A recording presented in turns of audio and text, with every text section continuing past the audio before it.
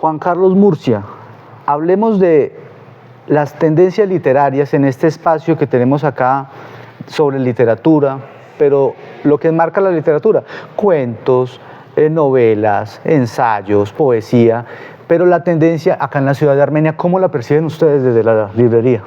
Robinson, muy buenos días. En primer lugar, mil gracias por el espacio.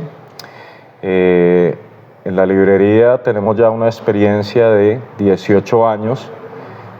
Con los años, el modelo, de alguna manera, o la demanda de libros de parte del público cambia y se renueva permanentemente. Hoy por hoy notamos que algunos lectores están volviendo a los clásicos contemporáneos, algunos siglo XX, otros más antiguos, siglo XIX y siglo XVIII. La verdad es que de España están llegando unos títulos muy bellos, muy bien editados, en tapa dura e ilustrados, y eso a los lectores les gusta. Entonces están volviendo algunos lectores a los clásicos. Hay otros lectores, ya los adolescentes, que se decantan por la línea juvenil. Hay otras personas que son más estudiosas, van por el lado del ensayo. Hay otras personas a las que les gusta el fortalecimiento personal o el crecimiento personal y empresarial. La autoayuda. La autoayuda, y se van por estos libros, ¿verdad? La autoayuda sin duda se está vendiendo en la actualidad supremamente bien. ¿A razón de qué? Quizá algo nos falta, ¿verdad? Todos y cada uno de nosotros comprendemos la existencia como alguna angustia, hay algún tipo de angustia en ella. La vida no es del todo feliz, los momentos felices son ínfimos, son pequeñitos, y hay quienes buscamos aprovechar los ratos de ocio en libros que de alguna manera se conviertan en espejo, y buscamos la literatura, buscamos la poesía. Otras personas quieren encontrar una respuesta a los vacíos existenciales y buscan esa respuesta en los libros de autoayuda o de crecimiento personal. Esta tendencia de la autoayuda, a la cual pues obviamente no nos vamos a enfocar solamente, ¿será que de pronto se nota más después de la pandemia? Ese momento oscuro por el que pasó la humanidad, de tantos duelos rotos, no completados, bueno, en fin. Los libros de autoayuda me parece a mí que siempre han sido bestsellers.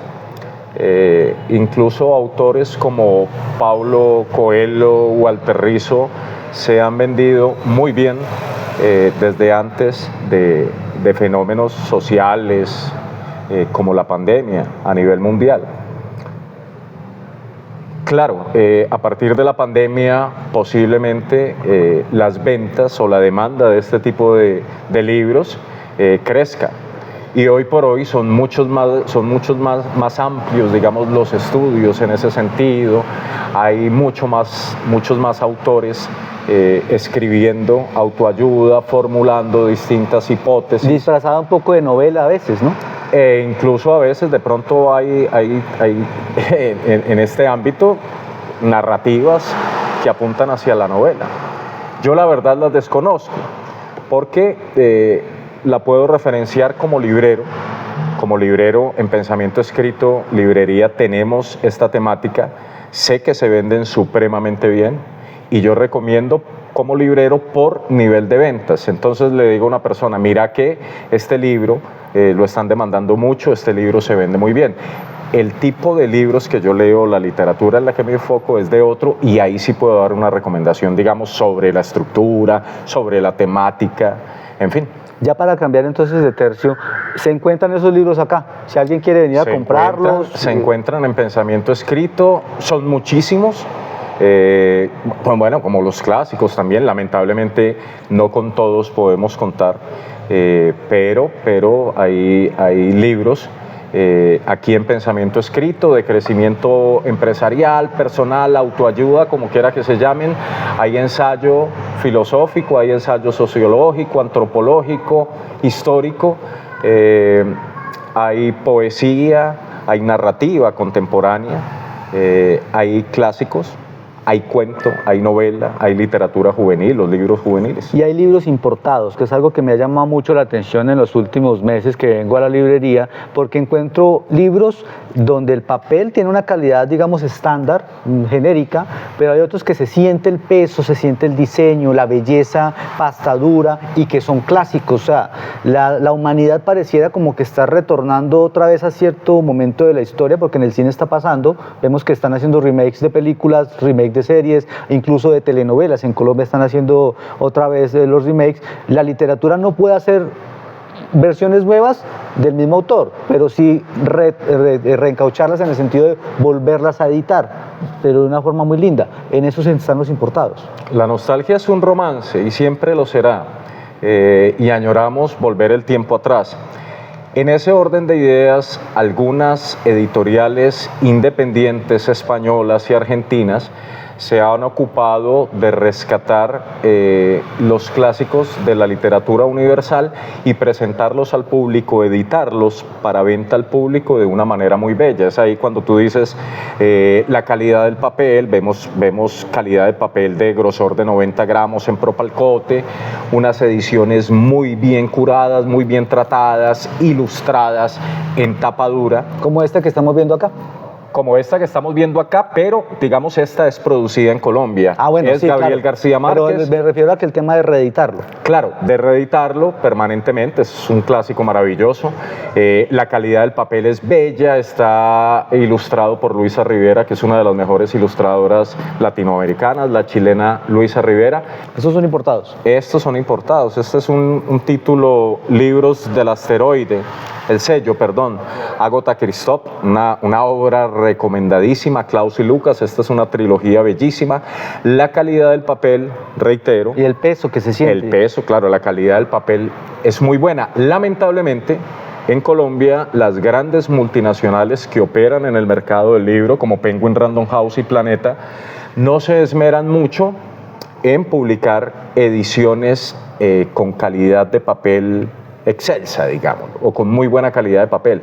No, importa más el mercado, vender lo que está en boga en el momento, libros para 1, 2, 3 meses. Como te digo, no se esmeran mucho en la calidad de materiales implementados para la impresión del libro, pero esta gente sí son clásicos. Digamos que este libro es editado por Penguin Random House, aquí se esmeraron, en 100 años de soledad. Y ellos también no pasa con todos los autores. También están haciendo, independientemente ya de calidad de papel o en cuanto al tema pues de la edición, del diseño como tal, están también, digamos, trayendo nuevamente clásicos. Hace poco leí La Casa de las Dos Palmas, una novela de Manuel Mejía Vallejo, que ya no se conseguiría en una versión antigua, sino que tendríamos que esperar, o también Toa. Hay unos libros de Murakami que están ellos trayendo nuevamente al mercado, no solamente se están dedicando, pero ya puede entrar el tema de la calidad del papel, bueno, esa sería otra conversación, pero sí es importante también que ellos, como los grandes editoriales, las grandes casas editoriales de Latinoamérica lo estén haciendo. Es un trabajo con nombre propio que hizo el actual ministro de Cultura, Juan David Correa, cuando era director editorial de Grupo Editorial Planeta, y lo hizo a través del sello Seis Barral, el rescate de los grandes narradores latinoamericanos, incluyendo los colombianos en el siglo XX, el rescate de esas obras, quiero decir, porque es cierto que en su momento estos narradores fueron opacados por lo que se llamó y fue conocido en su momento como el boom latinoamericano. Pasaron desapercibidos muchos de ellos, tanto autores hombres como mujeres. Entonces el trabajo que hizo Juan David fue rescatar las obras de estos autores y presentarlas en unas ediciones, incluso algunas en tapa dura, muy bellas, al público, ¿verdad? Ese es un trabajo con nombre propio. Hablando otra vez de las tendencias, ¿cuáles son las que hay en Armenia? Porque hablamos ahorita de algo muy genérico, pero en Armenia como tal, ¿qué es lo que más la gente suele venir a comprarle en cuanto a literatura? Cuento, clásicos, contemporáneos, ¿qué tipo de autores importados o libros nacionales? ¿Cuál es la tendencia que ustedes han visto? Lo primero que me gustaría decir al respecto es que vivimos en un país como Colombia, en un departamento como el Quindío y en una ciudad como Armenia, y hay que ser honestos. La cultura lectora en un país como el nuestro no es tan amplia como se quisiera, pero no desde el punto de vista del negocio, ni siquiera, sino desde la formación cultural, esa inclinación hacia las bellas artes. El hábito, el gusto, el amor. No es bastante. Te decía en otra ocasión que una cosa es la persona formada académicamente y otra muy distinta y no necesariamente intrínsecamente ligada a la primera, la persona culta. Casos los hay por millares en la administración pública, municipal, departamental, nacional, en las empresas del sector privado, gentes que ocupan puestos y altos cargos directivos y que tienen una formación académica, un conocimiento en su área en la cual se profesionalizaron, pero no necesariamente son cultas, ¿verdad? Gentes que desconocen las manifestaciones artísticas como el teatro, el cine, como las artes plásticas, la literatura, desconocen incluso muchas veces la historia de su país. En ese orden de ideas, los lectores, que los hay, ¿verdad? La gente que podríamos llamar culta, reitero, las que tienen cierto aprecio y cierta inclinación por la belleza de las artes, prefieren volver a los clásicos, prefieren adquirir los clásicos y algunas obras, novelas contemporáneas de escritores y escritoras latinoamericanos o españoles que están escribiendo muy bien. Justamente las mujeres latinoamericanas y españolas, que son los casos, digamos, que más conozco, a raíz de la visibilización que les fue negada en el siglo pasado y de ahí hacia atrás, pues están siendo, reitero, más visibilizadas y estamos conociendo obras de estas mujeres que son bellísimas. El caso de Fernanda Trías, Selva Almada, el caso de incluso Fernanda Melchor, Diamela El Tip. Diamela El Tip. Que nuevamente sus obras están empezando claro, que a es una tomar otro autora cuerpo. chilena siglo XX, algo invisibilizada, pero una mujer que escribe maravilloso. María Fernanda Ampuero también es otra. María Fernanda Ampuero y recientemente se me olvidó Samantha Schweblin o Schweblin, la pronuncian otros. Samantha de hecho viene próximamente con su más reciente libro de cuentos. La demanda es superior o los afectos del público son superiores, al menos del público que nosotros conocemos de nuestros clientes, son más hacia la novela.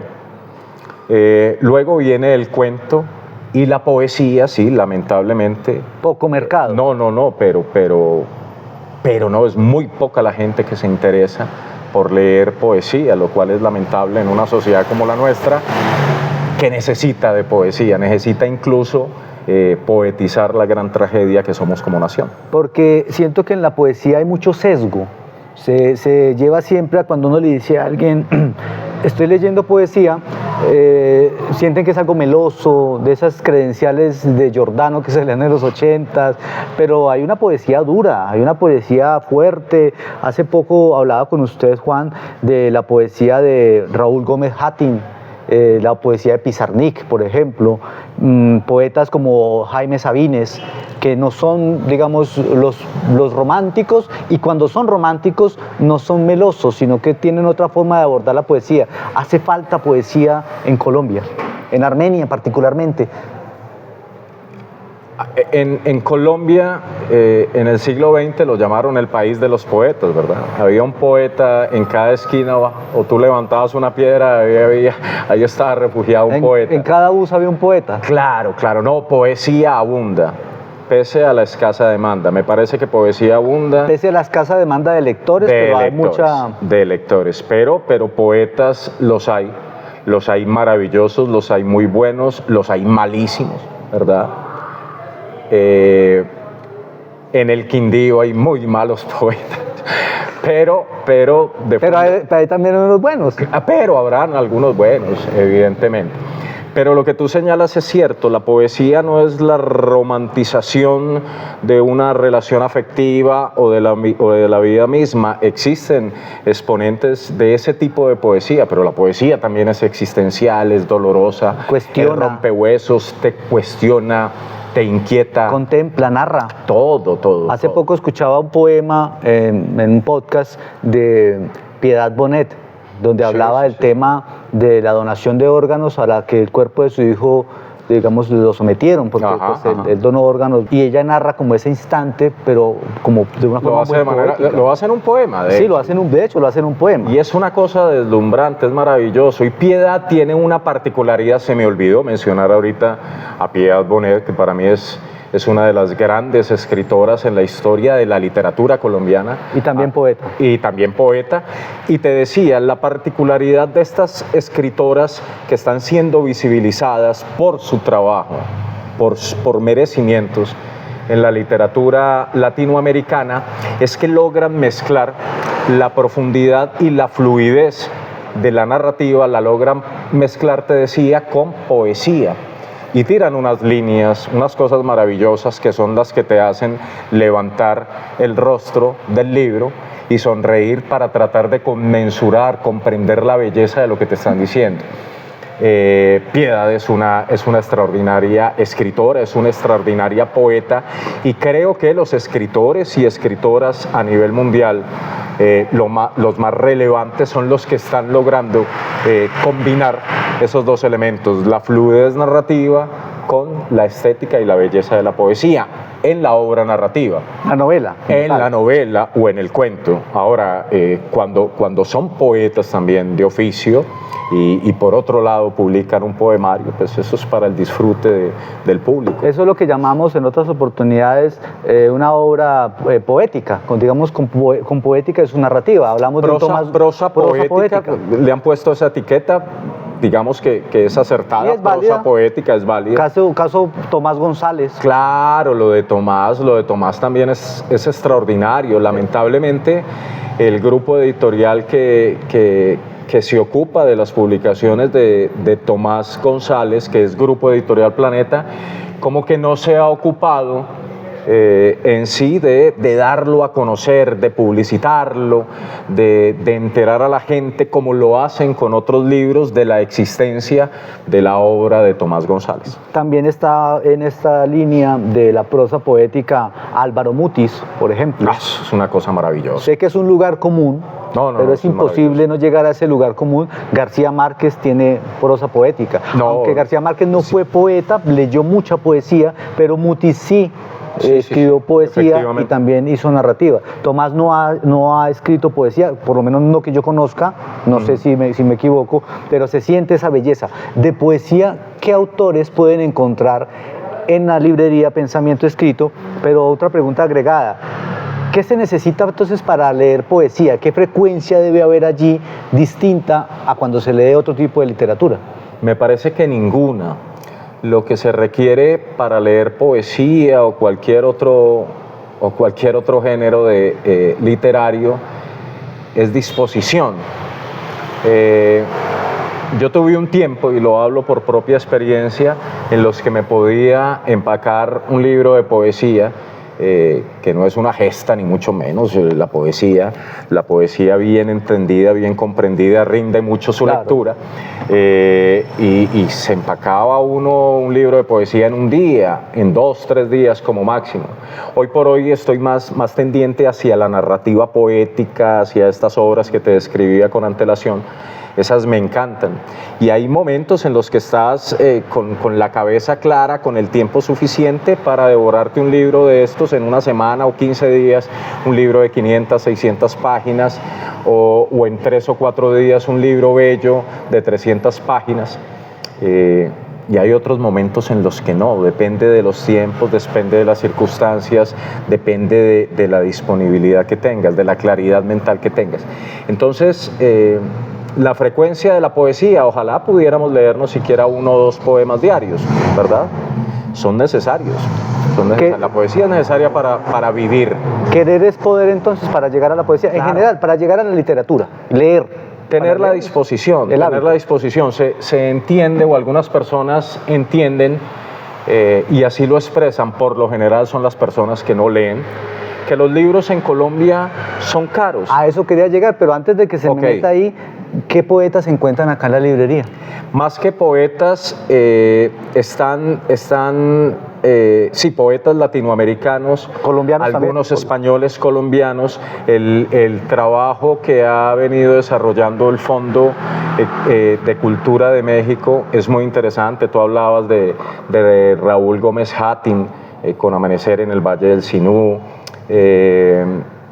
El trabajo que está desarrollando la editorial o el sello editorial Pretextos también es muy bello. Rescatan clásicos de la literatura y están dándole visibilidad a poetas contemporáneos, venezolanos, ecuatorianos, peruanos, colombianos. Ese par de sellos en poesía están haciendo un trabajo muy interesante. ¿Usted ha leído poetas quindianos? Algunos. ¿Le gusta uno de los que haya leído? Elías Mejía es un gran poeta. Listo. Ahorita pasemos al tema de por qué la gente piensa que un libro es costoso, precio como tal, pero la inversión que hay a décadas de ese libro. Claro, te decía que hay personas que consideran que los libros en Colombia son caros, pero me parece que caro resulta un celular. Aparte es un celular que no puedes legar, salvo cuando tengas un hermanito y le quieras obsequiar el cacharro. No como los libros, que los puedes legar y los libros van de generación en generación. Un libro bien cuidado te dura 3 vidas, 3 ¿verdad? vidas. Y más lo que te aporta el libro en la construcción estructural, mental. Caro resulta pagarle el plan al teléfono celular. Caras resultan las suscripciones mensuales a estas plataformas, streaming creo que se llaman. Cara la rumba del fin de semana, que a veces sale muy, muy cara. No, bastante. Los libros en Colombia no son caros. No hay que verlo como un precio, sino como algo más del espíritu. Efectivamente, se trata de las prioridades. ¿Qué prioridades tienes tú en tu vida? Y en cuanto a ello, ¿cómo inviertes para llenar los ratos de ocio o las horas libres? Hay quienes las llenan en redes sociales, o con redes sociales, o con series, o con traguito y rumba, y otras personas las llenan leyendo. No se trata exclusivamente de dedicarte a leer, no, todos tenemos derecho a distintos tipos de ocio, distintos tipos de disfrute, pero qué bueno sería que hubiera un espaciecito para que eso. haya un espacio para... Una porción en la torta. Para enamorarse de la lectura, del hábito de la lectura, de la literatura, de acuerdo al gusto, de la poesía. Porque todos los días no son lunes, todos los días no son domingo y no siempre es de mañana. Entonces la vida es como una torta grande que debería haber una porcioncita chiquita ahí para la poesía, una pequeña porción. Ahora, si usted quiere que la porción sea más grande, pues también podría... ¿Son costosos los libros en Colombia entonces? No, de ninguna manera. De ninguna manera. Yo rechazo, por experiencia propia, esa tesis o esa teoría de que los libros en Colombia son caros. No me parece que los libros en Colombia sean caros. Tiene de pronto parte, y este es un lugar común en el que yo extra cámaras he hablado con varias personas, entre esas con usted, el sistema educativo, los profesores, algunos como tal, de que las personas en su formación académica de primaria y bachillerato no quieran leer, toda vez que los ponen a leer El otoño del patriarca, La María, libros que son muy complejos como adolescente. Si uno lo siente complejo ya de adulto y que está en el hábito de la lectura, puede ser eso que de entrada los ponen a algo con lo que van a chocar, que lo van a ver como una obligación por una nota y que incluso les va a hacer perder el año o habilitar materias, y entonces desde ahí, desde esa formación, se alejan por completo de leer. ¿Puede ser la culpa del sistema educativo? Indudablemente el sistema educativo en nuestro país es absolutamente precario, tanto en el sector público como en el sector privado. Algunas universidades del orden público y privadas se salvarán. Y algunos profesores. En Bogotá, en Medellín, en Cali, el caso no es en Armenia. Y es que los docentes tampoco leen. Yo tengo que decirte algo y lo digo con el debido respeto. No sé de rectores de universidad pública o de universidad privada que hayan entrado por las puertas de esta librería. Y en 18 años no. No, de ninguna manera. De rectores, uno que otro caso de colegio público. Y de profesores también uno que otro caso. Profesores son muy pocos. Conocemos 20 docentes que hacen un trabajo extraordinario aparte con sus alumnos y tratan por todos los medios de enamorarlos del hábito de la lectura, pero porque ellos son lectores. Pero la gran mayoría de los colegios, aquí vienen a preguntar por libros que envían en los colegios, nosotros no los distribuimos, pero tú te aterras porque los padres de familia aún vienen a preguntar por títulos que hace 20, 25 años están en el pensum. Los docentes en la ciudad de Armenia, en el departamento del Quindío, no leen. Y hay que decirlo con claridad. Unos pocos. Con firmeza. No, la gran mayoría. La inmensa mayoría. Pero siempre hay excepciones, claro. Pero hay excepciones. Hay unos docentes que son grandes lectores. Conozco el caso de Jairo Humberto Ramírez. De Quimbaya. Del rector de la institución Antonio Nariño, Hernando Muñoz, de Juan Felipe Gómez, que es docente de la institución Antonio Nariño en la Tebaida y que sabemos a ciencia cierta que hacen un trabajo de formación, como de sembrar, de semillas. Y creen en lo que hacen. Y no importa si de 30 alumnos apenas logran enamorar a 2 o 3 del hábito de la lectura, con eso les basta y siguen haciendo el trabajo y se dedican a ello.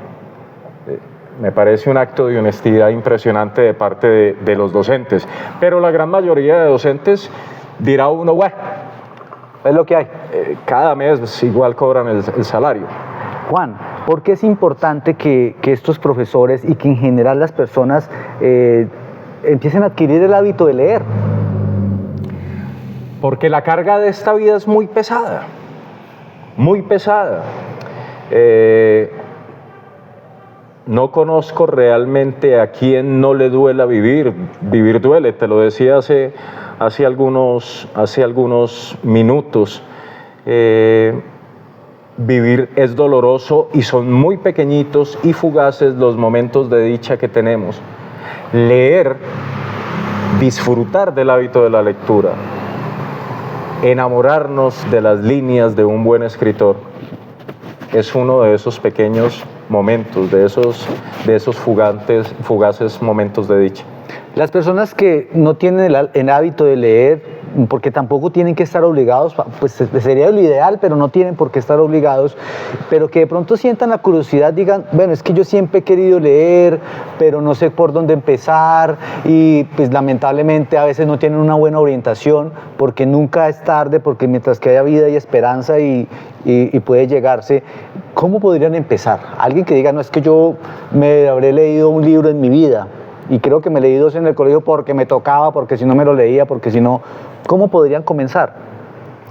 Me parece que la buena literatura, por sobre todas las cosas, te provoca.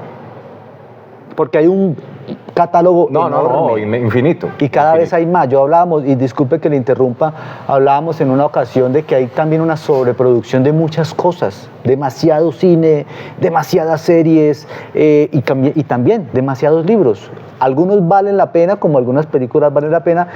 Hay otros que ni definitivamente valen la pena, pero ¿cómo empezar? Como ir a un gimnasio, no me va a echar 200 kilos, pero ¿cómo desde el ámbito de la literatura? Hay cosas que bien vale la pena desechar y, como decía Cortázar, merecen estar en el bote de basura. Y la literatura o el mundo de los libros no es la excepción. Hoy por hoy los grandes grupos editoriales, te hablaba ahorita de las multinacionales que operan en Colombia, mensualmente llegan a sacar 30, 40 novedades cada uno de ellos. De esos sobreviven al mes o a los 2 meses, incluso a los años, 2 o 3 libros mensual.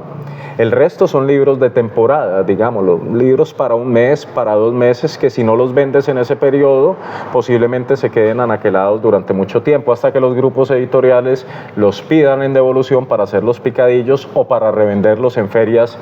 En outlets. De outlets, sí, son libros que ya no se vendieron en las librerías y los rematan en outlets. Volviendo a la pregunta inicial, ¿qué puede enamorar? Yo recomendaría una buena distopía, ¿verdad? Distopía clásica o incluso contemporánea.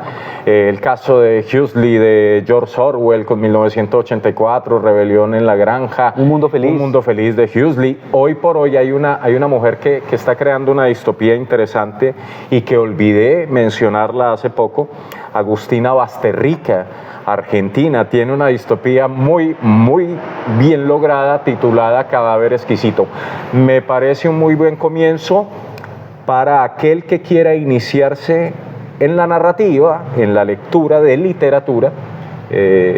La policía de la memoria también es otra buena distopía. No recuerdo el nombre, es una autora japonesa. Sí, a mí también se me va el nombre, pero eso es una maravilla de obra. Y también hay una que leí hace poco, que usted me recomendó y la encontré aquí, Quality Land, que es muy buena distopía. Y sí, las distopías tienen esa...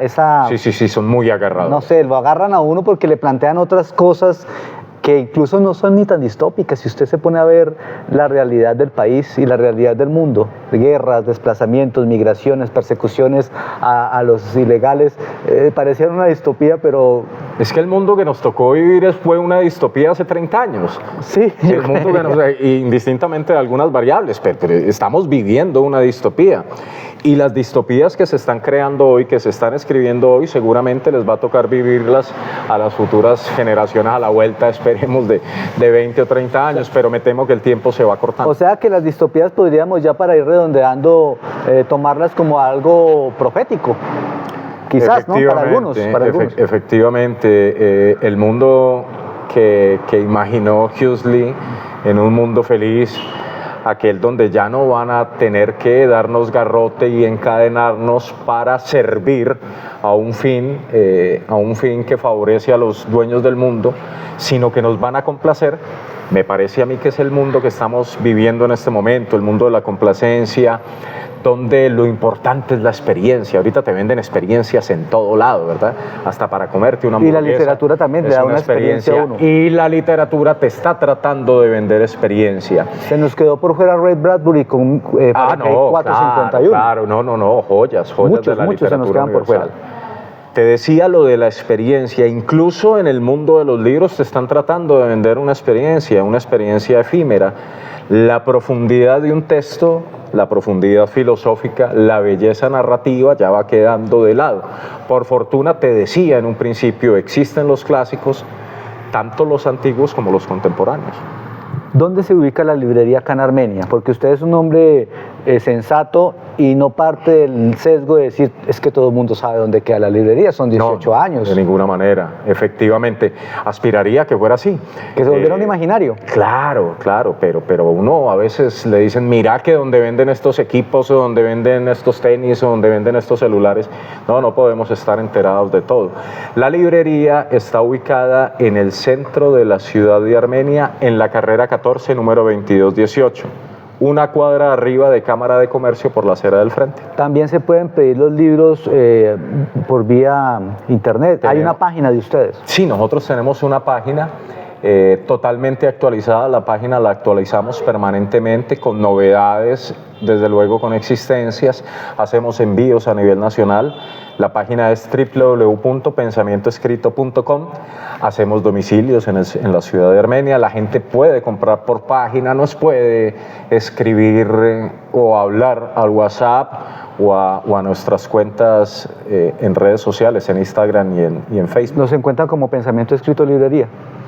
Pensamiento Escrito Librería y Café en Facebook.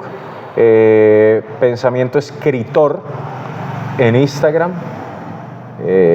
Bueno, tenemos también cuenta en Twitter, pero no, tiene que ver algo con pensamiento escrito. El nombre concreto se me va ahorita. Ya para este 2025 se van a hacer presentaciones de libros como se hicieron en años anteriores. De pronto se tiene pensado, así sea en el aire y aún no aterrizado, algún taller de apreciación literaria, de crónica, de cuento. ¿No han retomado esas actividades o ya se quedó eso en el pasado? No las hemos retomado. Esperemos que no se queden en el pasado porque las hicimos con mucho empeño.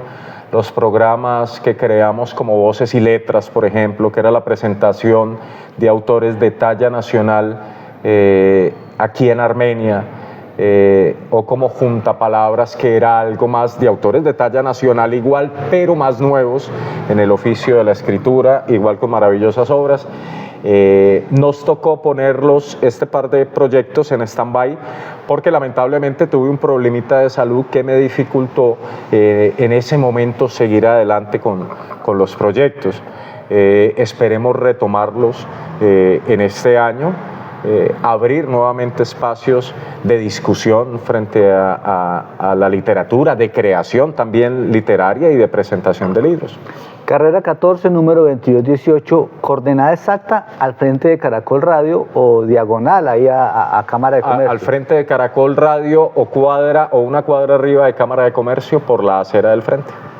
Si hubiese un fin del mundo cercano, ya que estábamos hablando ahorita de distopías, y solamente pudiera sacar 5 libros para sobrevivir el apocalipsis, obviamente entre todo lo que hay que sacar, porque entre eso hay que también sacar papel higiénico, ¿cuáles 5 libros escogería?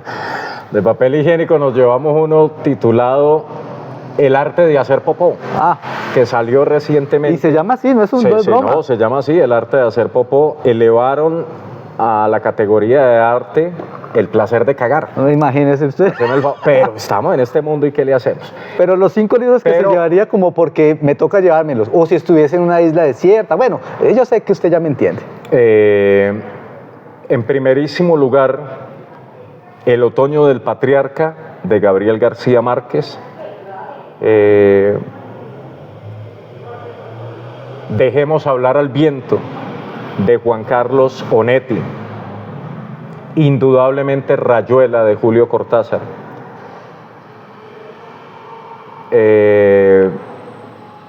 Vámonos por Proust. Marcel Proust. De Marcel Proust, En busca del tiempo perdido, la obra completa, los 7 tomos. Desde luego. ¿Le queda uno? Jorge Luis Borges, los cuentos y los ensayos y prólogos de Jorge Luis Borges. Ni hablemos de los que se le quedan porque todas las antologías son incompletas. No, es una cosa impresionante. Un autor que haya cambiado su vida o un libro que haya cambiado su vida. El otoño del patriarca, de Gabriel García Márquez. Y ya, para finalizar, ¿qué está leyendo ahora? En este momento estoy leyendo Una deuda pendiente con el siglo XX y con uno de los más grandes autores latinoamericanos. Métemelo en esa lista también de sexto. Como un bonus track. Ernesto Sábato, Sobre héroes y tumbas, uno de las grandes obras del siglo XX. Y, como te digo, una deuda que tenía pendiente con ese libro. Entonces, por la poesía, por los ensayos, por la buena literatura, por la narrativa, por los cuentos, por la filosofía y por todo lo que usted puede encontrar aquí en esta librería, por los libros importados, por los libros que no son importados, por todo y mucho más, leer es el camino. Leer es el camino.